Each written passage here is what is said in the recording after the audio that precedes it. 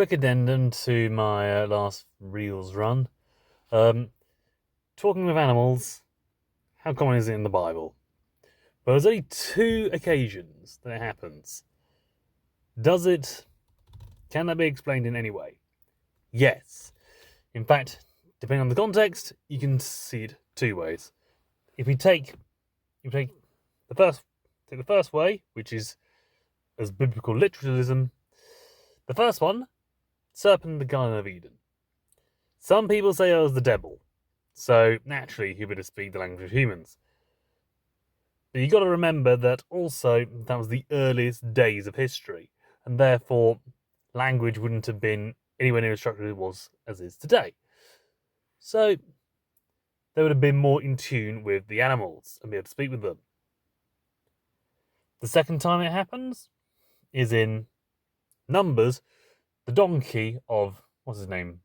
Balaam. Yeah. It clearly says in the verses that God opened the mouth of the ass and was able to speak through him, or at least let the animal speak.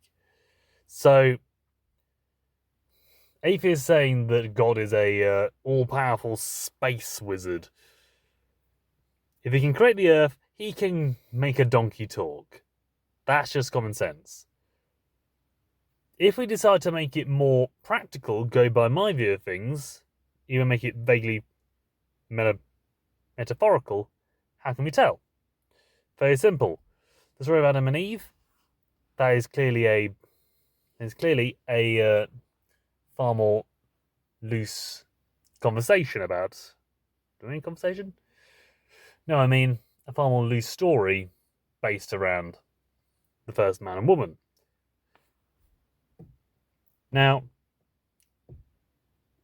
again, animals can talk in stories, nothing wrong with that.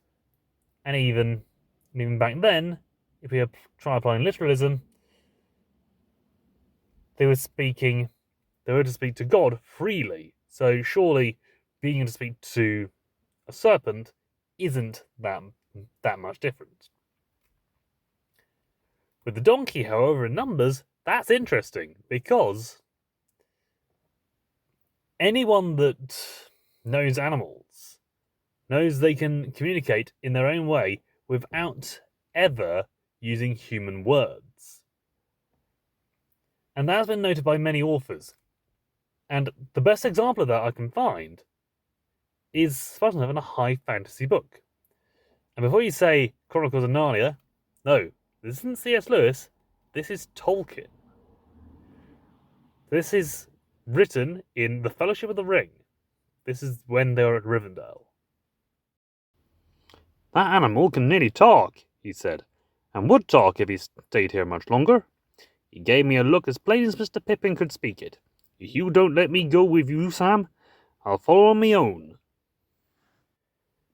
As you can see, Sam clearly said that Bill just gave him a look that told him everything he needed to know. He never said Bill spoke to him.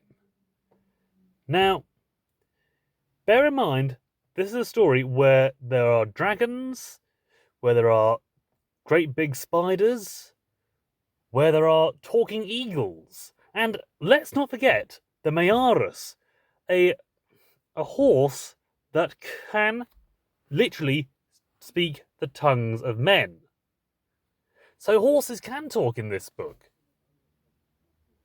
But Tolkien makes no bones about it, this pony doesn't speak. He doesn't have to.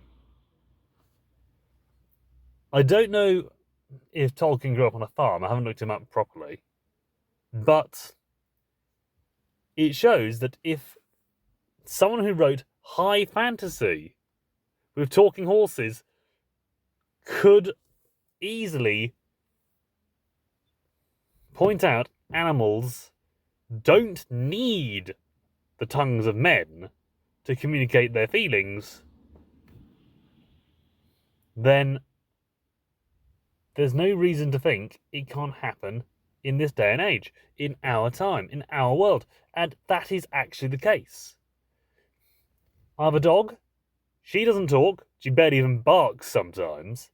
But when she wants to tell you something, she will let you know when she wants to go out. She's pointedly looking at the door.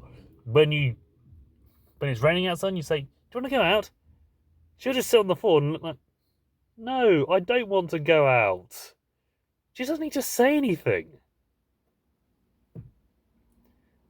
Animals don't need to use words.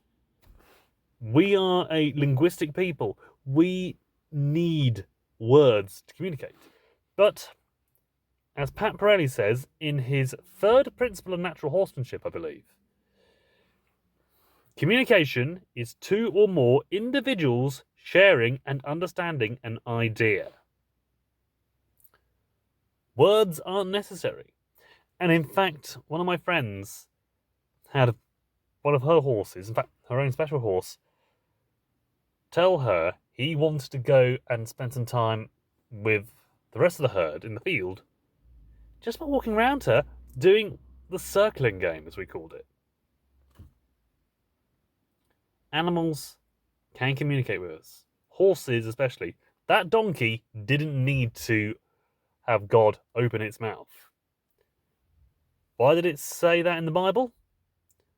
Well, look at the context. They were on the road, they were on their own. Balaam could have simply said that the donkey gave him a look and told him everything he needed to know. But due to the fact that the other person didn't know anything about donkeys, he literally thought, oh, God must have entered the animal, allowed it to speak, and hence noted that down. As many people point out, not everyone in the Bible were literate. So someone would have scribed it. So the author of Numbers clearly took the donkey's looks, the donkey's impressions, as literally the donkey talking. You can have a conversation with animals, just not with words. So be sensible, people. The donkey didn't necessarily need to talk.